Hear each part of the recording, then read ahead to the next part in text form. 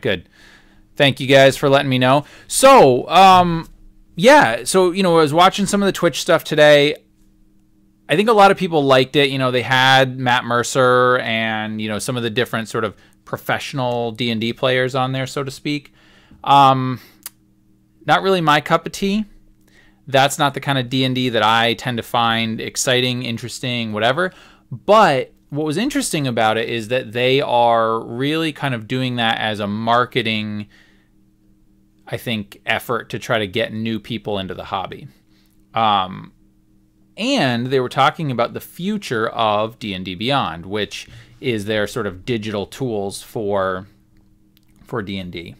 Now, right now, you can see it's in the beta sort of playtest, if you want to call it that. It's the beta version, and they only have the compendium available. So it's got the basic sort of rules that you can get from the free SRD. But what they will be doing eventually is releasing a character generator. They're going to be having all kinds of cool stuff to be able to make a fairly useful and I think fun digital experience with D&D. And what that's going to do is include Twitch streaming. So you don't have to do something like XSplit or OBS or whatever to be able to stream on Twitch. You'll be able to do it right through D&D Beyond. And for me, I think that is really interesting and really exciting. I don't know if I'm going to use it personally. For one, I just am not playing D&D that much anymore. I tend to like other systems more. And while I love this tool, and I think that this is an exciting tool, if I'm not playing a lot of D&D, I don't know that it'll be worth it. And the reason I don't know that it'll be worth it is because there is no way it's going to be free. Okay? They may have a version of this compendium like what we have right now, which will be free to use. And I think this will be super helpful for anybody who happens to be, wanting to just have this as a reference point. Because like you can see here, right, there's some really good stuff in here. If you need to know, okay, I want to make a half-orc character. What do we got going on here, right? And I mean, this is cool, right? It's got a lot of really good stuff. This is actually the first time I've checked this out. So this is nice, actually. But, you can see here, it's like this is all the basic stuff from the, from the SRD. I suspect this will get a little bit more robust. But what I don't know is if this is going to be more robust with a pay version, right? If essentially it's like, okay, we're going to include everything in the player's handbook, but you have to pay for it and make that part of your D&D Beyond. That I don't know. If anybody knows, if they've mentioned that, let me know. Hopefully not. I mean, that would suck if you have to buy everything again, especially if you've already done it, let's say as a physical copy, and let's say maybe you're gaming through Roll20. And now you have to buy it again. That could be really, really hard. But there's a lot of potential here, and I'm glad to see that Wizards of the Coast is really thinking about this and putting a lot of effort and time into it. But is D&D and the future of D&D going to be a more digital game, right? Is this something that is going to be played a lot online, like many of us do right now, over Google Hangouts or over Skype or whatever, through Twitch and audience participation and all that, right? We've seen that it works with people like Critical Role, right? Matt Mercer and his group, they have a successful show. And so there are people who watch it for the entertainment value, but those guys are voice actors, right? And they have a lot of production value that goes into it. They put a lot of money into it. So there's something there, right? Oh, yeah. See you later, Troy. Thanks for checking in. Yeah, Troy just said it's a good resource, but not something I need or would benefit from. The interface looks pretty good, though. Yeah, the interface is really slick. And I mean, it's kind of like what I was saying. If it's something that I was going to use a lot, if I played D&D weekly and I was, really interested in the digital tools, I might do it. Now, if it's free, why not? I'll use it. But they've already said that it's likely going to go to a subscription model. So, I mean, Wizards of the Coast likes to make money, and I don't blame them for that. They should.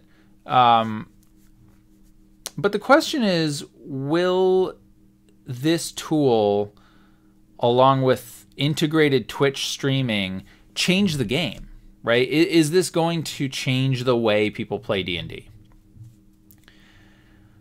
So I know for me, and what I've seen in some of the Facebook groups talking about this is, as a game master, if I'm running a game, does this enhance my ability to tell a story, to run the game, to really have an enjoyable experience for my players first? And then if you're doing Twitch streaming, for your audience too. For me, I don't know if it would. I guess if I was comfortable with the system and the interface, and I knew how to really access things quickly and look things up, maybe that would be a really useful thing to have. Based on some of the videos, with the streaming and the interface that they had with, conditions and everything all set right on the screen, and you can click on them and interact with them, that could be really helpful because, then if you're the game master and you need to know, okay, how many hit points does this character have? What are they at in terms of, conditions and all that? That might be useful, right? That's something that we don't have right now. If you're just playing straight up over, Skype or Google Hangouts or whatever, you can do that stuff in Roll20, but it's the interface isn't stellar for that.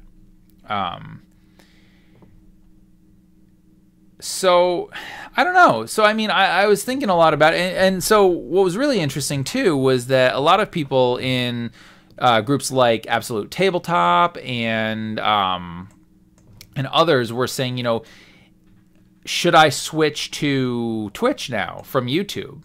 Because a lot of us are on YouTube here, and I'm streaming this to YouTube and not Twitch specifically because I don't have a following on Twitch. I feel like it's a cool platform, but I feel like it's much more geared towards video games, and it's for people who can stream consistently.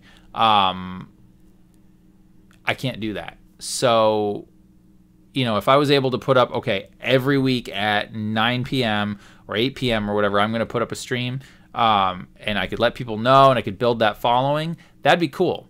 But I don't have the ability to do that. So I don't know if that's going to work for me. A lot of people also expressed the fact that they don't have solid internet, right? So for them, Twitch streaming is highly unreliable.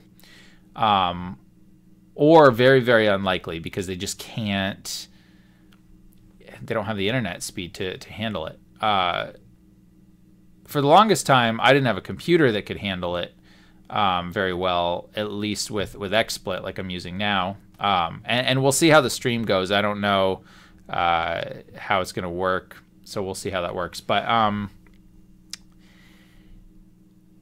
curious to see if this is going to bring a lot of new Twitch users into the fold, and or is this going to bring a new way of experiencing D&D, and whether this will grow the hobby or not. I hope it does grow the hobby. If nothing else happens, that would be great. And if there's a great tool out there that people will use to play D&D, that's awesome.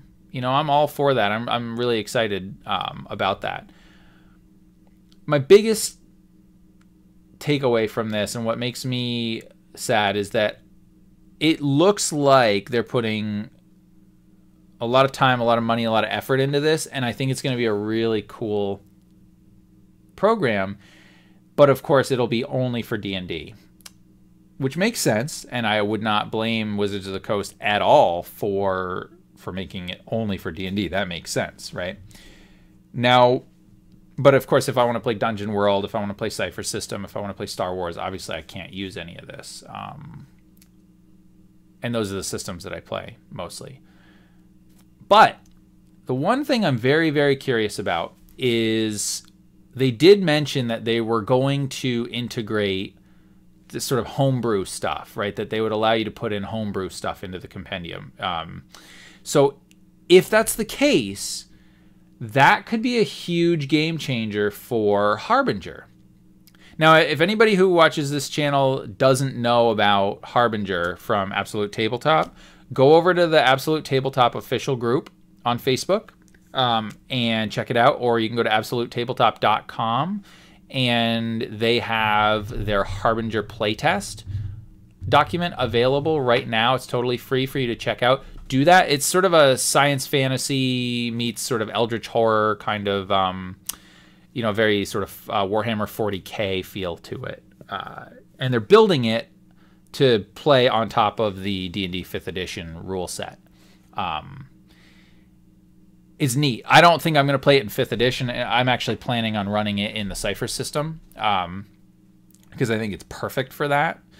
But what will be very interesting is if you can input some of the rules and some of the character sheets and that stuff into the compendium, and then you can use this interface, D&D Beyond, along with potentially even the Twitch integration to play Harbinger.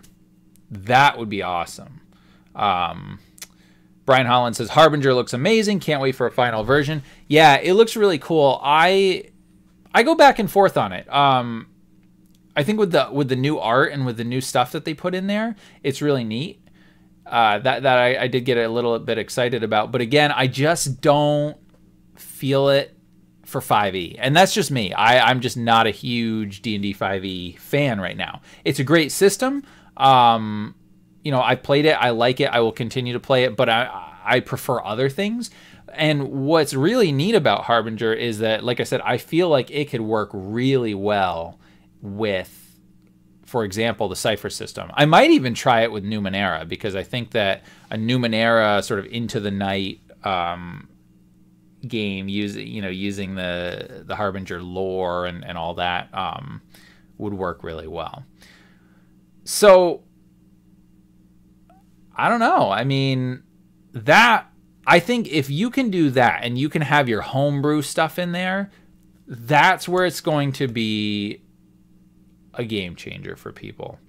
Now, the cost, who knows? That's for me, and I think for a lot of people, what is going to ultimately determine whether or not people use the system, right? I mean, because look at what you got for free, right? Like, you've got all of this good stuff, all these spells, which for me, this is huge, right? Like, being able to have a spell here to easily access, be able to figure out, how to use it, whatever. This is nice, right? And these are all the stuff from the basic rules.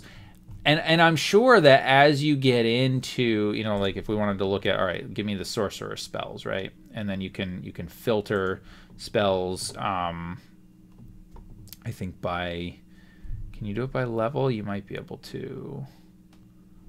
Spell level, yeah. So like if I wanted, let's say, all 3rd level spells, it'll give you an example there. But anyway, so here we go, right? So this is sweet. I mean, this is something that's really helpful. And like I said, if you're able to access this plus all of, anything that might not be in the SRD, that might be in the Player's Handbook only, or let's say it's in the Elemental Evil Player's Handbook, or it's in Sword Coast Adventurer's Guide, or it's in one of the supplements, right? If you're able to access all of that for free, that's great. I don't get the impression that's going to be the case. Even with a monthly subscription service, I just don't know.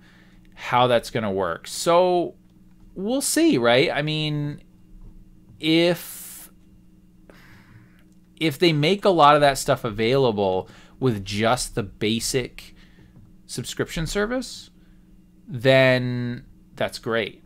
And I think that could be valuable for a lot of people. You know, we'll see how that goes. Let's see what a 30 challenge rating monster is here. Tarask, yeah, that's what I thought. Boom. But look at that. All the stat blocks, everything. That's really cool. So anyway, this is the tool.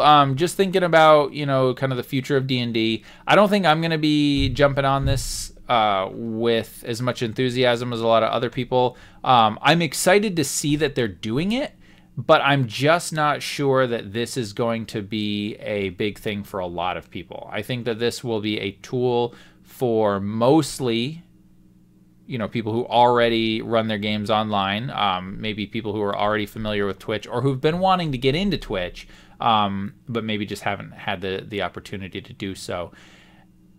At the very least, I think this tool is available, and if they make it available as an app, that will be even better, so you can access it on your smartphone or your tablet. As much free content as they're able to provide, I think will be great.